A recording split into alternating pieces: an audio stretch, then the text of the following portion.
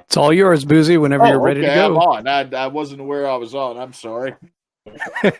No worries.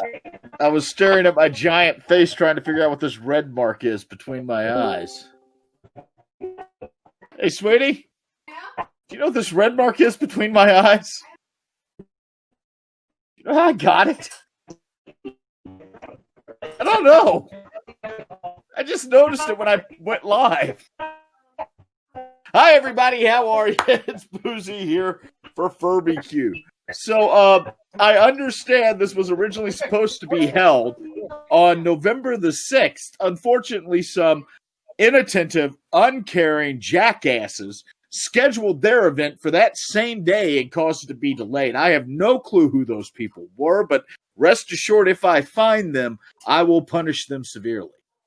Last night, I was contacted by Sparf, one of your vice chairs, and he said, would you mind doing something for Furby? And I'm like, yeah, sure. And he's like, what? And I'm like, I don't know. I have no clue what I'm going to spend an hour doing on a Saturday morning, sitting on my couch in the living room with the dog biting a pillow next to me to amuse people at Furby Q. So here we are with absolutely no plan, no script, nothing whatsoever arranged. How are you doing? Honestly, hello. Welcome to Furby Q. This is and Kit, who I see is still active, can feel free to correct me at any point. This is the fundraiser for Furthermore, and you have a charity this year. Is that correct? As he used his mic. Like, I bring him into the panel. I bring him in. It is correct. It is our fundraiser for Furthermore. And we also have a scholarship that we are raising funds for this year. I do believe Kit has the details of the scholarship. Excuse me, I have to go stop the cat from destroying something right at this very moment. I love this level of organization. It's like a real backyard barbecue. Who brought the burgers? So the scholarship is basically for people who are involved in the furry community. They can apply to get $1,000 sent to their school to help towards their educational expenses. Presently, we are doing one award per year because we haven't really built up the scholarship fund that high yet. But the cycle for the scholarship basically runs from the end of Furthermore until January, at which point between January and Furthermore, a winner for the scholarship is picked. There we go. Scholarships are wonderful, wonderful things. I say this as a man with 6 figures of student loan debt. Anything that can help out, okay, Mr. Crackles. Anything that can help out with the living expenses and educational expenses of people in our community are a very good thing. $1,000 a year may not sound like much, but if you're going to a state school, that could be a quarter to an eighth of your tuition. If you're going to a community college, that could be half of your tuition. I don't know. It's been a while since I've been in college, guys. Like, does it cost a shiny nickel still? I don't know. Oh, but Furthermore was it costs a lot of shiny nickels. A lot of shiny nickels. More than one shiny nickel. When I was a kid, we could take the trolley for a nickel. Furthermore has actually been one that's near and dear to my heart, so I'm always happy to do things when they ask me to do things. I've said that now, and Kit has recorded it, and he will certainly use that in the future. Furthermore, in case you don't know, 3 years ago, when I fell backwards into the furry community by looking into an insane letter written by a crazy person, was the first con to reach out and go, hey, we would love for you to come to our con and see what this is about. I said, okay, but what can I do to help you if I'm coming? Because I don't like this idea of going somewhere and having people put my hefty butt up for a couple days and me not being able to help. And they said, oh, well, how about you just do a Q&A? And I did that. And now I'm 3 years in and you all own me. You own me. You own every inch of my life now. You have that recorded too. Yeah. Last year, furthermore. I'm recording right now. This is why you don't do things for them. Last year, furthermore, was the last convention that I was able to attend before we all went into lockdown for a period of months. I got up on stage. I had a wonderful time doing a comedy show for them. At the beginning of the comedy show, I said, I'm not going to make fun of this COVID thing, this corona thing that's going around. It could end up being very serious. Who knows? People are getting sick from it overseas. It may be a big deal. But have you looked at the airfare prices lately? I can fly to Sweden for $49. And I had a nice little riff on that. And now I take it all back. I take it all back. Every bit of it. I just want to go outside again. I want to see people who I'm not related to. I want to be able to sit down and watch TV and know I haven't seen the thing before. And they tell you, if you watch certain news channels, that this is all the result of like viruses mutating and people shaking hands and coughing. And I don't believe that. I don't believe that at all. You know, back during the days of the bubonic plague, they originally thought it was caused by unclean humors in the body. And it turned out that it was spread by fleas. And I'll tell you, folks, I've been a parent for a long time now, and I can tell you what is causing the spread of coronavirus. It's children. Children are spreading coronavirus. I don't know if you have kids or not, but they're nasty little shits. When I first became a father, my twins, tiny, tiny little twins, sweet as anything, they were not yet potty trained, which was weird because they were 8. They weren't 8. But they were just starting to walk. And my lovely, lovely twin daughter, Mint Kitten, you've seen her. If you were at Furthermore last year, she was the small, vicious child who opened for me and then refused to leave. I think she got that from me. But she toddled up to me one night when we had friends over. And she climbed up on my lap, and I was bouncing her on my knee. And she was maybe a year, maybe less than a year, probably less. And our friends, our unmarried friends, were sitting there, and they were chatting with us as I was bouncing her on my knee. And I reached down into my pants pocket to pull out a pack of cigarettes, for I am a filthy smoker. And I raised a cigarette to my mouth to light it, and I got a whiff of something malodorous at that point in time. I looked down, and my cigarette was covered in shit, as was my entire hand, as was my leg, as was our couch. Just covered, just coated. Just not a pleasant experience. And what had happened is my darling cherubic daughter had a very violent bout of liquid poo that had coated everything. And my friends, I looked at my friends who were there with us, and they were amazed at the fact we had not noticed this beforehand, as my spouse ran the child in for a bath, as I went in the back and cleaned myself off and changed clothing. We cleaned the couch, cleaned the child. My friends looked at me and they said, how'd you not know that you were coated in crap? Couldn't you smell it? And I said, yes, I could. But the fact of the matter, folks, is when you have children, they always smell faintly of poo. And bringing that around to the current situation, children are filthy animals. Like the plague, they said it was fleas, right? It wasn't fleas. It was one huggy 5-year-old with a cold. And I love my kids, but I've now spent months in the house with them. There are limits to a parent's love. Like, from the ages of 0 to 13, your job is to keep your kids alive, and it's a difficult job. And then from the ages of 13 to like 18, your job is to not smother them while they sleep, and that's an even more difficult job.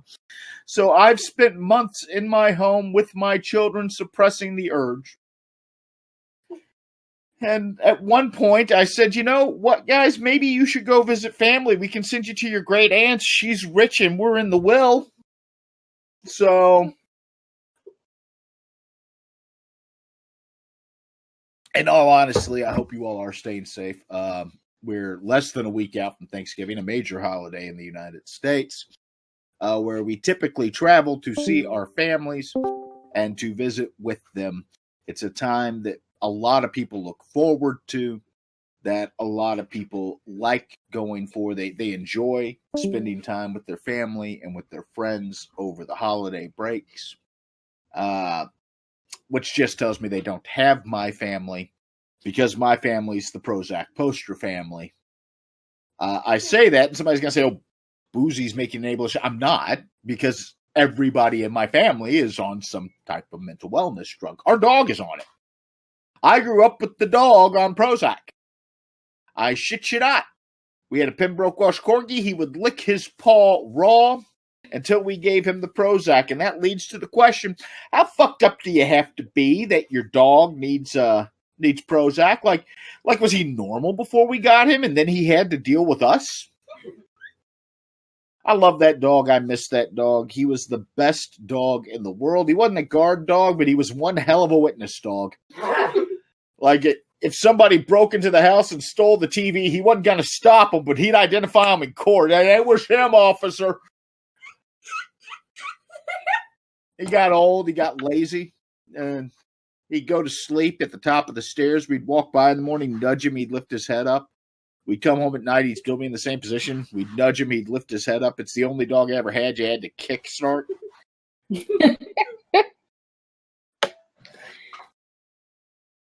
My father, actually, I speak a lot about mental illness professionally. I actually do, believe it or not. I do speak a lot about mental illness professionally and mental health issues professionally. And one of the reasons I do that is my father, who is a trial attorney of 40 plus years, wonderful provider for our family, amazingly intelligent attorney. He's the one who gave me the passion and the drive to go into law, actually does have mental health issues. And this isn't a joke. This isn't a gag. He actually does have them. He struggled with them for years professionally. And when I do professional talks, and I actually do professional talks, when I do them, one of the things I talk about is mental health in lawyering and how it's important for attorneys to take care of their own mental health, to get treatment when they need it. My profession, the legal profession, has one of the highest rates of mental health issues that you find. We have a very high rate of substance and alcohol abuse, and we are less likely than many other professions, even I think we outrank law enforcement, to actually seek treatment, to actually seek care and treatment. My father, thankfully, did. My father had major depressive disorder and was bipolar. It is bipolar. My dad's not dead. I should stop talking about him in the past tense. He still has these things. But growing up, as I became a lawyer, I started to think about how wonderful that must have been for his clients if he was having an episode and he went into court that day. It's like, Mr. Barrister, how does your client plead? And Dad's just saying, like, I don't know, Your Honor. Fuck it. Does it matter?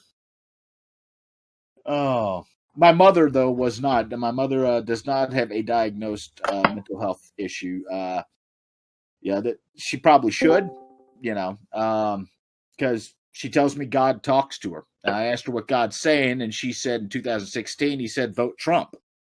I asked her what God was telling her this year, and she said in 2020, I fucked up. So... I don't get political very often. That's a lie, by the way. That's a dead out lie. That's like the world's biggest lie. But last night I was sitting at home and I was thinking, how great would it be if Trump actually did refuse to to leave the White House in January because, furthermore is a Washington, D.C. area convention, and I'm pretty sure we could get a team of fursuiters to drag that orange jackass out kicking and screaming. You tell me you don't want to see that. You tell me right now you do not want to see an army of foxes, for some reason wearing underwear, storming the gates of the White House to pull Donald Trump out, kicking and screaming into the streets. I am behind this mental image. It's even better if they sneak in when he's not expecting it. Like he goes into the Oval Office at night, a single desk lamp flips on, it turns around, there's a fursuiter sitting in there. Hello, Donald. It's not like you're recording this. We've been waiting for Uwu. Oh. 2020's been a horrible year. It really has. There's been good points to 2020. Broadway is shut down, but a lot of Broadway shows and plays were releasing during the first lockdown online. So I got to share my love of the theater. I love the theater. I got to share that with my children. Mint Kitten, in particular, has become a huge fan of musicals, which is great because I grew up as a huge fan of musicals. She's a little vicious when it comes to critiques. We sat down one weekend. We watched Phantom of the Opera. They had that available, and she loved it. She adored every second of Phantom of the Opera. She thought it was amazing. And then the next week, they played the sequel to Phantom of the Opera because I was not aware of this. There is a sequel to Phantom of the Opera. It's called Love Never Dies. And she sat down and she watched it, and halfway through she paused it and turned to me and said, "So what does Andrew Lloyd Webber smoke again?" We don't talk about Love Never Dies. There's a reason we don't know there's a sequel. We should talk about Love Never Dies. Love Never Dies, if you see it has a wonderful thing like Christy. If you're not familiar with the plot of Phantom of the Opera, here's my 30-second pitch. There is a young opera singer who's in the ballet. She was raised by a rich man who had a friend that was another rich man, and her and the other rich man's sons were friends growing up, and they were like, like kitty love, really good. So anyway, she goes to sing at the Paris Opera House, which consults these two guys who are really concerned about money and art and all this, but there's a phantom living in the basement named Eric, and Eric starts murdering people so Christine can sing. So Christine sings, and they say, okay, and then the Phantom says, we want her to keep singing. They go, no, you're fucking with our money. So Eric kills more people, puts Christine down there. Christine falls in love with the other guy, Raul. Raul and Christine get together. The Phantom's pissed off because the Phantom is an incel, goes down there, grabs her, takes her into the sewers, plays a song for her, and then lets them escape, Raul and Christine, into the night. Love Never Dies picks up 10 years after this in Coney Island, where the Phantom has somehow escaped the mob and started a circus in Coney Island. Christine and Raul come to visit. We turn out that Christine and the Phantom, they banged uglies again after or sometime before the wedding, that Christine's really in love with the Phantom. Let's see, at one point, the Phantom's like walking the boy through his menagerie, and he's like, and here are all my things. And then there is a heavy metal power chord, and the Phantom starts singing about fucking to a 10-year-old. I don't know, the first one's pretty fucked up too. I mean, fucking a 10-year-old? No. He's not fucking the 10-year-old. He's not fucking the 10-year-old. Like,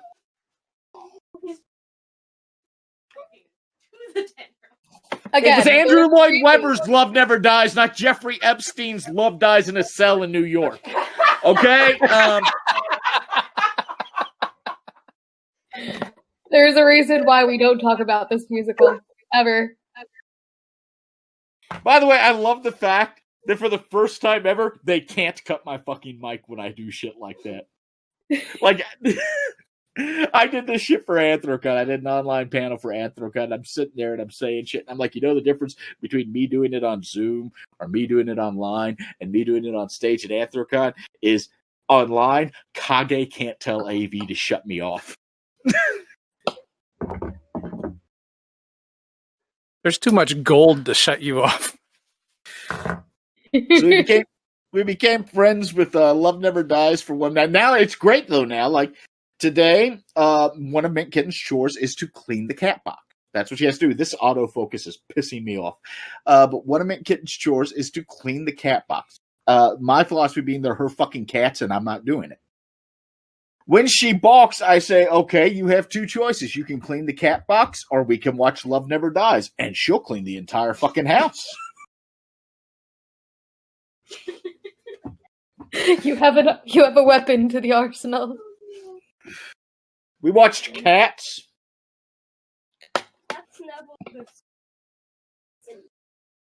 Watched Cats with the child. Mint Kitten, what was your review? You watched Cats. What was your review of Cats?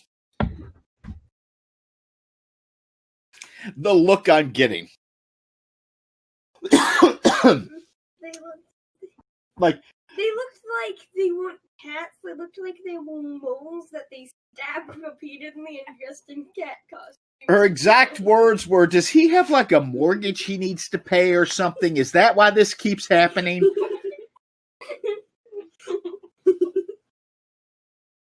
But it has been a very interesting year. And we have learned a lot this year. We've learned we can't trust our elected officials. We've learned that no matter what, if you ask someone to wear a mask, they're going to say fuck you and spit on you. We have learned that 73 million people still can't vote for their common interest. That's about as political as I'm getting right now. The election's over. Like the other day, somebody was like, when it was my spouse, when we die, are we going to get rid of your books? And I said, no, you'll need them for the future. And they're like, when will we ever need a complete collection of Civil War books? And I'm like, the first one or the second one? Because I'm pretty sure I'll have those books too. I'm being fatalistic. It's a Saturday morning. Like it's 1:22 in the afternoon. That's morning to me on a Saturday. It's a Saturday afternoon. My back hurts. We got a new bed. The difference between us is like the otter wants to sleep on a cloud and I weigh almost 300 pounds, so I fall through clouds. They're sitting there saying, how is it? Is it nice? Is it comfortable? And I'm like sunk halfway into the mattress. It could be a bit firmer.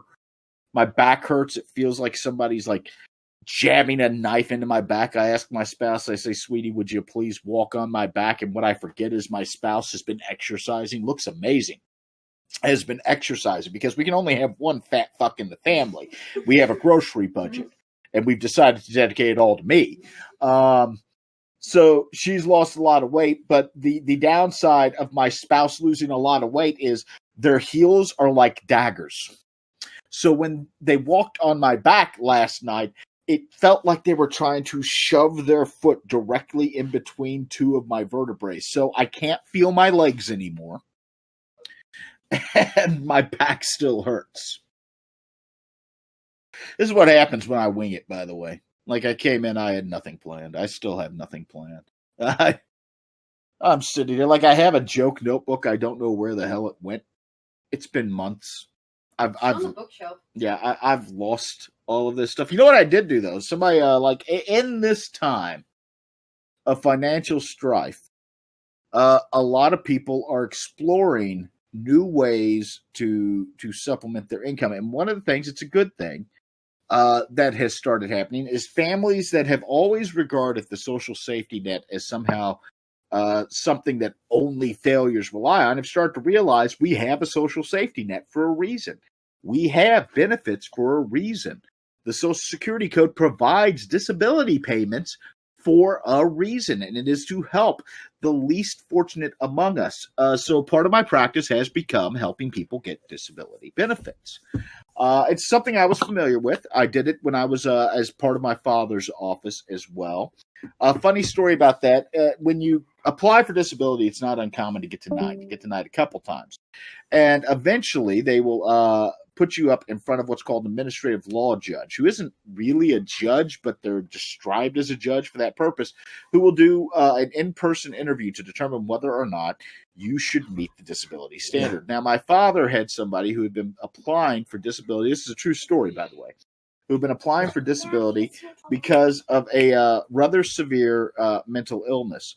And the problem is it only manifested when they were anxious, when they were having anxiety. My father had worked with this person for so long that it did not really manifest when he was there. They trusted him, which, by the way, is a very good compliment to an attorney, that your client trusts you that much, that they trust that you will handle things for them. Now, in front of an ALJ, you don't technically need a lawyer. You can have a designated representative. So my father had said, I can't make it to this ALJ hearing. You need to go. And I'd met this person before, and they'd always seemed very okay in my father's presence. We went to the ALJ hearing, and we're sitting there, and they started ranting. And it was rather frightening, to the point where the judge at one point looked at me and said, do you need someone to drive you home? Like, are you taking them? But they got approved, which was the purpose of it, because that was a person who wasn't going to be able to work. The thing I hate is when people sit there, they look at those benefits, and they act like those benefits are there for any reason other than to help people who need it. And I always encourage people, if you qualify, to go for them because you need them. And it's like, when you need it for a child, I have a lot of clients whose kids are receiving Social Security payments right now. And it always pisses me off. People are like, oh, well, I hit the disability lotto. Like, the disability lotto? What do you think, that they're out there injuring their children? Like, geez, kids, we weren't going to go to Disney this year, but then your brother stepped in front of that bus. Thank God for thalidomide, or else we wouldn't have a Beamer. Jesus Christ, they're not great payments. And and the way you apply for it is actually, they make it easier now. If you go on the disability website, I'm not joking, go to socialsecurity.gov. Look at that. They have packets. And there is one that is like Child Disability Starter Kit. And it walks you through how you apply and what the process is and what to expect. But they could have named it a little bit better, because Child Disability Starter Kit just sounds like they're sending out a fifth of Jack Daniels and a carton of Marlboros to every pregnant woman in West Virginia. I appreciate the one person with their mic on. This is the first time, and I mean that. This is the first time since March I've told a joke and actually been able to hear whether it's landing with anyone.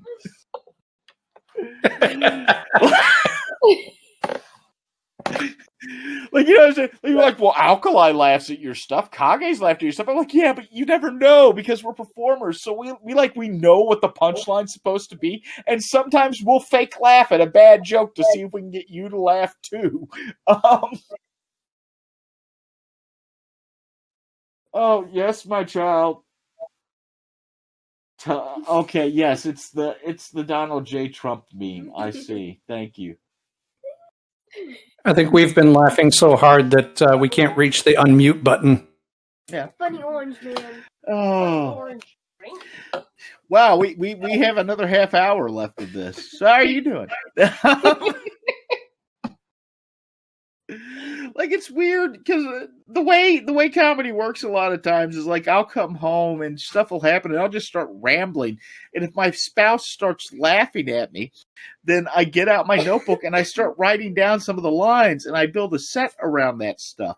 Like random ideas that just pop into your head, and you bounce things off of people you trust, people you love, people you know.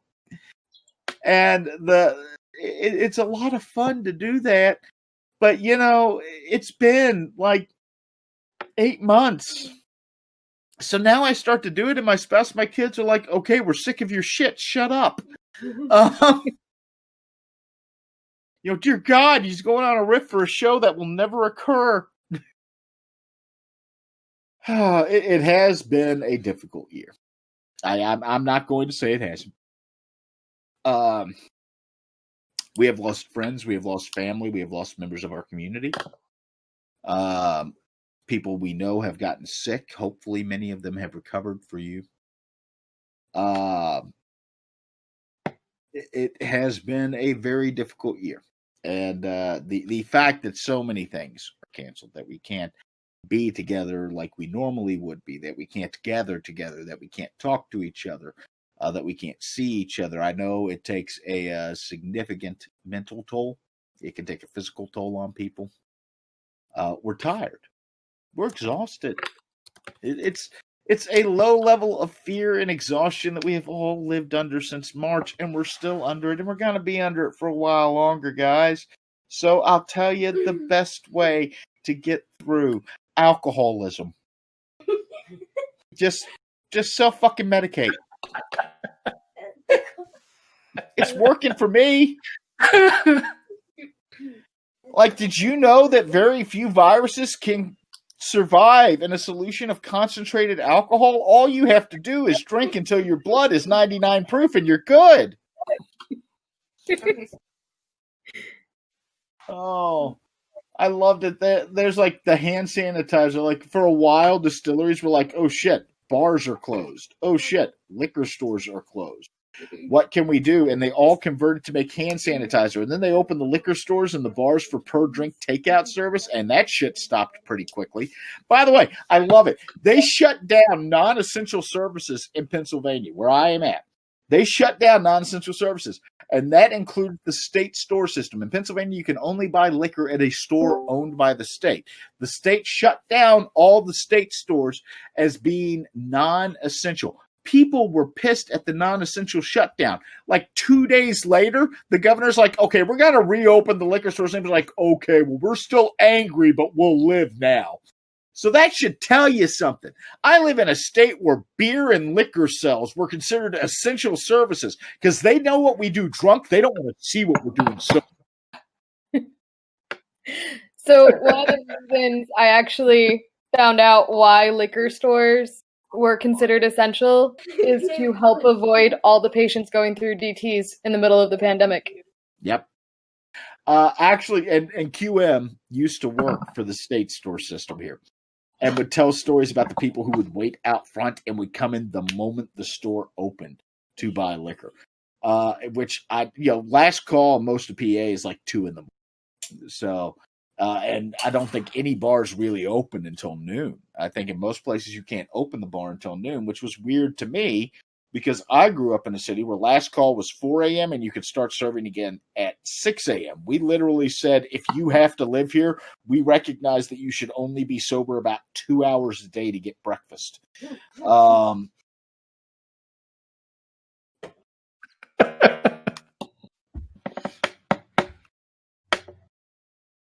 Oh, I'm sorry. I zoned out for a moment. I was thinking about home. I was thinking about my dear home state of Kentucky, and how wonderful the people are there, except for Mitch McConnell.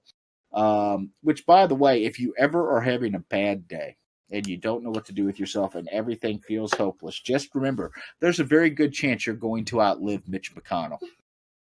I don't know what Eldritch demon he made a deal with, but I really wish they'd renege. I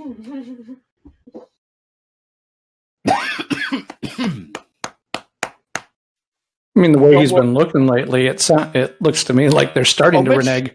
Mitch McConnell will never die. Like, I'm pretty sure, like, the younger people out there, if there are any younger people watching this, have no clue who Strom Thurmond was. Strom Thurmond was an amazingly racist senator from South Carolina.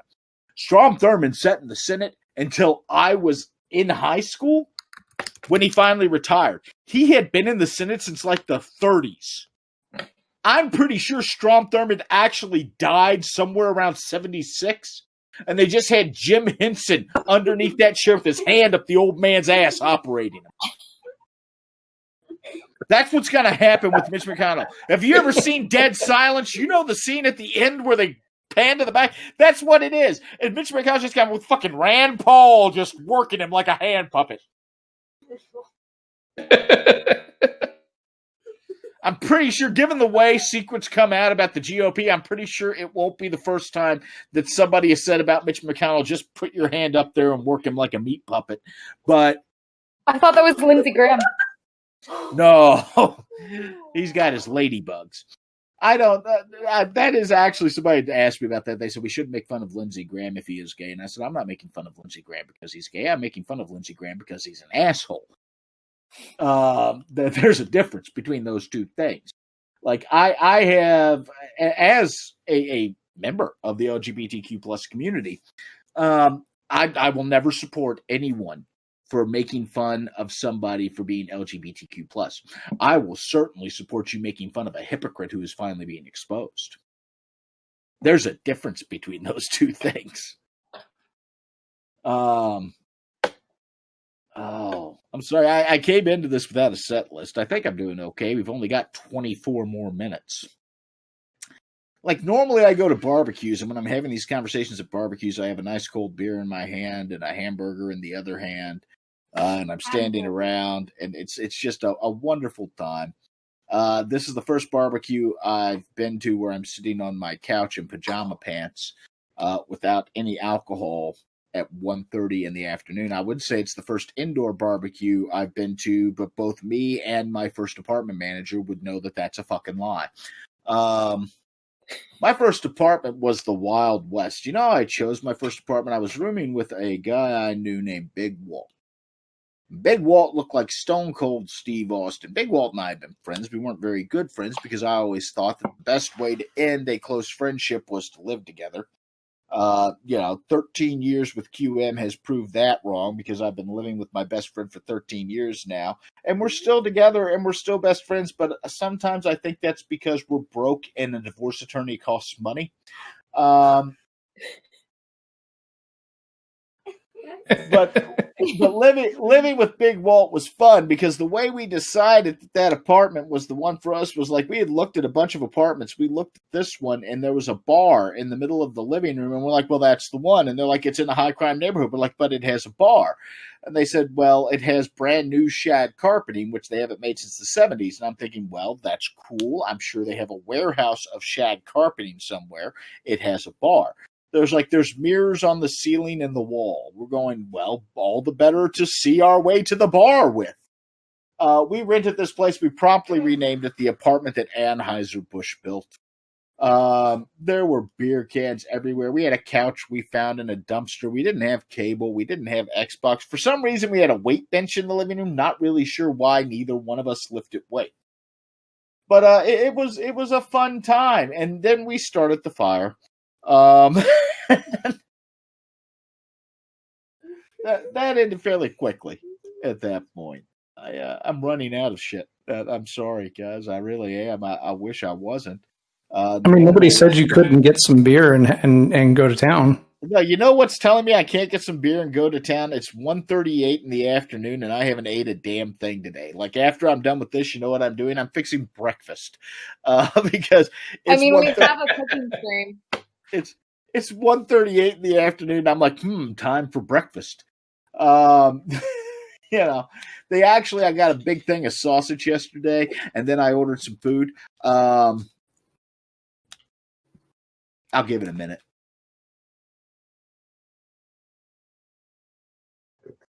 Dog, what are you doing? All right. Daddy? Yeah, no, he's doing something. Sorry, I don't mean to distract it. Like, anybody who watches my game streams knows that when I'm out of the studio and in here, like, at some point I'm going to stop, look at the dog, and go, what are you doing? Like, this dog has... And there's the cat. This dog decided years ago that he was going to be the biggest pain in my ass on the face of the earth. We got these brand new couches, wonderful couches. He's old. He's an old dog. He is about 13 years old now. He's got 3 legs. I always say he's the sweetest dog I ever owned, but he's the dumbest dog I ever owned because all the brains must have been in that leg they cut off. He's a sweet animal, though. He really is. Now, when we first got him, his name's Trey because I'm the type of asshole who buys a 3-legged dog and names it Trey. when we first got him, I would amuse myself by letting him out in the morning and watching him run around the yard, and the kids would chase him as I yelled, "Stay on his right, he can't turn left." But he has, with age, mellowed out and lost control of bodily functions. There was one night I was on the stream on the couch up here, and he jumped up on the brand new couch, which it folds down into a bed. Jumped up on the brand new couch, and he got up and he needed to go out, and we took him out, and I came back and I sat down, and he had crapped on the couch, like silently, like an old man shaking a turd out of his leg at Walmart, had just let one go and left. So that somewhere out there's a video clip of me saying, "Did the dog shit on the couch?" as I look over my shoulder, and I just realized how trashy that makes me sound. We do have another dog. Where's Peaches? Where's Peaches? Peaches! Peaches! Peaches! Oh, there you are. There you are. There she is. She's the sweetest doggy in the world. This is Peaches. She knows tricks. Aww. Peaches, stay. Best dog ever. I tell her to stay when I leave in the morning. I come home, she's still in the same spot. Peaches was our beagle. She was 16 years old when she finally went, and she went slowly at the age of 16. Like, people wouldn't believe she's beagle. She's like, she doesn't have beagle markings, and like, she does. She's just so old they're completely white now. Like she's lost all pigmentation in her fur. Peaches would sit there and lay in there. It was around this time 2 years ago. We had fixed our meals, and Peaches was walking in back and forth, and she sat down and she couldn't stand back up. And she had for a while tumors growing on her, and I took her to the vet. The vet just said, we can do something about it, but the fact is she's so old that the surgery may kill her in and of itself. So my suggestion is just make sure she's not in pain.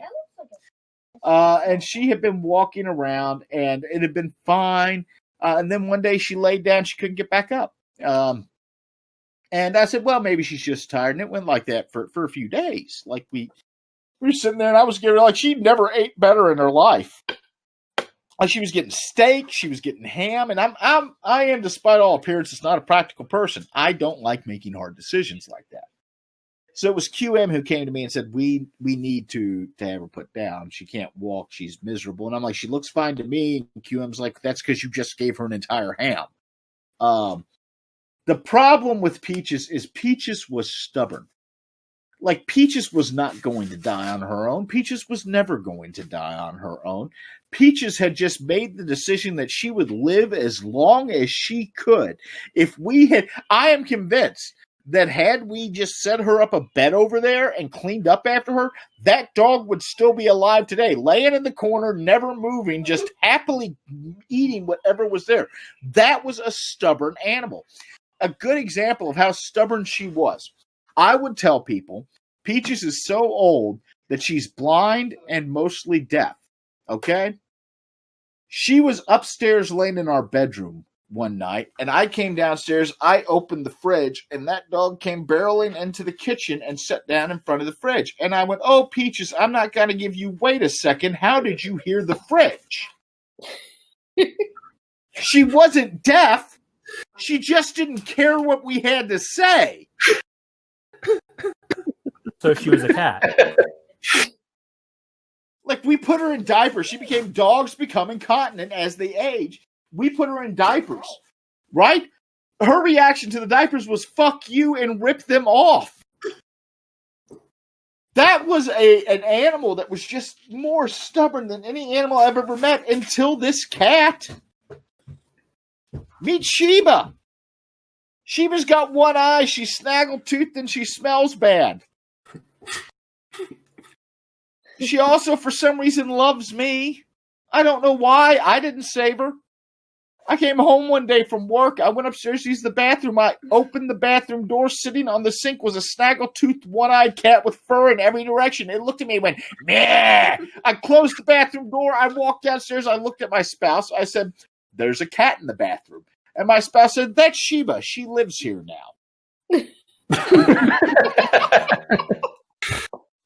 Right. I sat on the toilet. I pet the cat once. This is now my life. The one-eye snaggle, she's got a chronic infection, like a chronic respiratory infection. The vet once again said not a whole lot we can do for it. Just make sure her nasal passages stay clear, which means about once a month we have to sit the cat down and make her blow her nose into a towel. Now, she also sneezes a lot, as Uncle Kage found out when he came to visit, because Sheba likes to sleep with people when they come to visit. And in the middle of the night, as Kage was laying in our guest room, Sheba curled up with him, got inches from his face, and then sneezed repeatedly into it.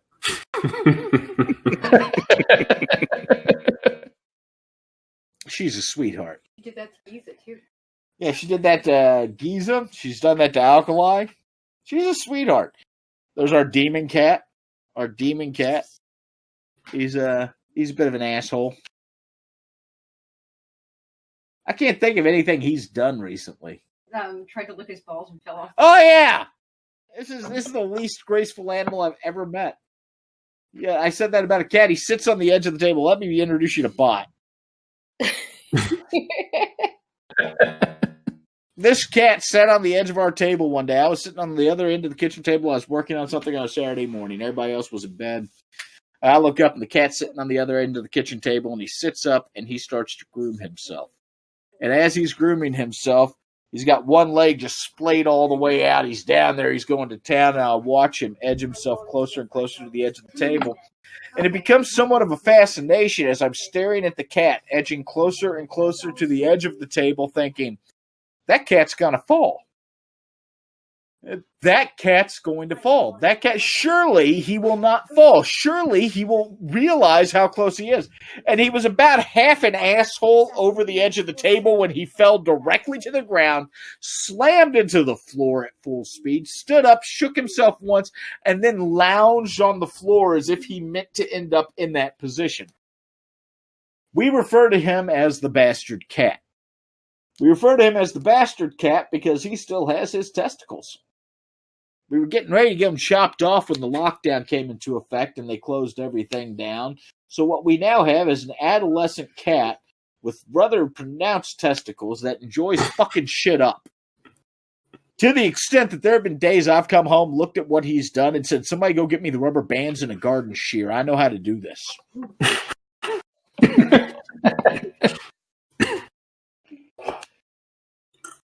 He hates me. That cat hates me. He hates me. He follows everybody else in this family around like they're made of fucking meow mix. He looks at me and he's like, you're the only one here, so okay. He used to try to climb in the bathtub with you. He did that once. Well, folks, I am going to cut this off about 2 minutes prior to my end time.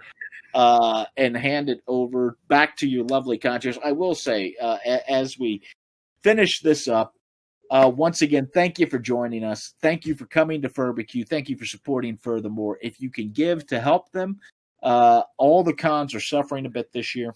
They almost all of them are, because events are being canceled. Fees have been paid that aren't refundable. I say this as somebody who has been legal representation for conventions. Luckily, Basement Con itself, even the physical version, is a very low-cost affair, so there's not a whole hell of a lot that goes into the financial side of that before your actual convention.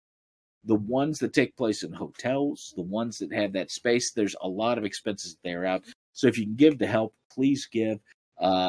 All of these are out-of-pocket things for those. If you can give for the scholarship, which I'll just be honest, I think that is an amazing idea. Please do, because if there's one thing we need, it's a scholarship to send furries to art school, because you got to have those well-drawn horse sticks.